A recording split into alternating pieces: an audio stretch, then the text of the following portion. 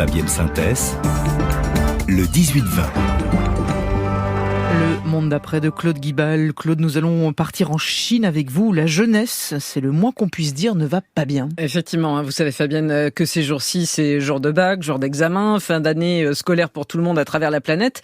Mais en Chine, où d'ordinaire les jeunes diplômés posent à cette occasion en tenue de gala avec leurs précieux papiers en main, eh bien cette année, on voit partout sur les réseaux sociaux des photos de jeunes aux mines déprimées faire semblant de mourir ou d'autres carrément jeter leur diplôme à la poubelle. Bref, les jeunes diplômés chinois ont le blues. Ils n'ont jamais été aussi nombreux à obtenir des diplômes de l'enseignement supérieur. Ils sont quasiment 12 millions à arriver ainsi sur le marché du travail cette année, alors que le chômage des 16-24 ans atteint des sommets, plus de 20%. La croissance n'a jamais été aussi faible depuis 1976. Un quart des jeunes chinois donc au chômage, Fabienne, et ça les déprime. Alors, on appelle ça la génération Bailan. Je suis pas tout à fait sûre de la prononciation, mais en gros, ça veut dire la génération laisse tomber, celle dont les ambitions, évidemment, ont été fauchées net par le Covid et par le manque de perspective. Et du coup, ça veut dire quoi? L'économie chinoise marque le pas et c'est la jeunesse qui trinque? Oui, parce qu'en fait, le chômage, il touche essentiellement les emplois qualifiés au moment où les usines chinoises manquent paradoxalement de bras. Et en fait, on s'est aperçu que la transition économique sur laquelle la Chine avait parié il y a une vingtaine d'années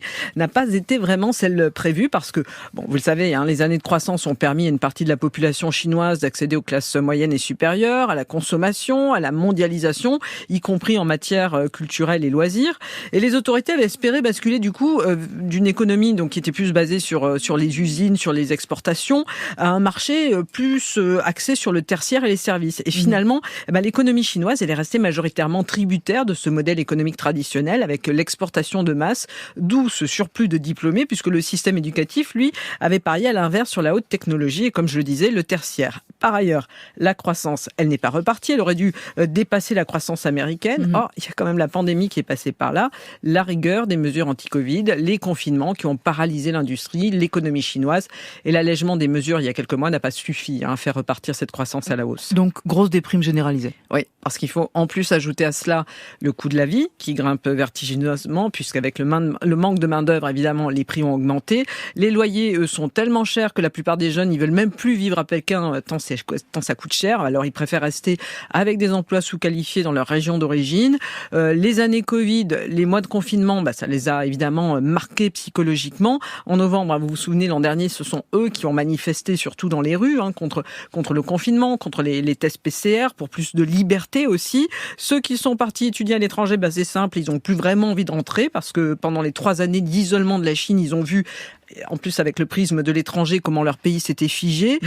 Et on estime à presque 1 million le nombre de jeunes Chinois qui pourraient être ainsi tentés de ne pas rentrer. En chinois, il y a même une expression pour qualifier ce ras-le-bol, c'est le marre du 996. Vous savez ce que c'est, Fabienne, non, le 996? Le 996, c'est 9h, 21h, 6 jours sur 7. En fait, en gros, c'est le quotidien d'un salarié chinois. C'est vraiment une forme d'aliénation dont ne veulent plus les jeunes Chinois. Ils ont fait un nouveau mot d'ailleurs. Alors, le tangping. Le tangping, ça veut dire rester couché. Vous parlez chinois, vous, dans cette chronique? Il faut que j'assume ma réputation.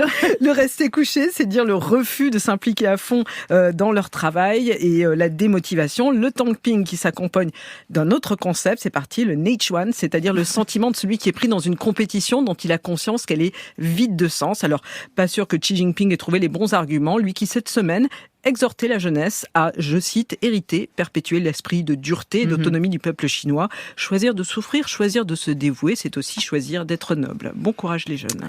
Merci beaucoup. Le monde d'après, signé Claude Guibal. À demain, Claude.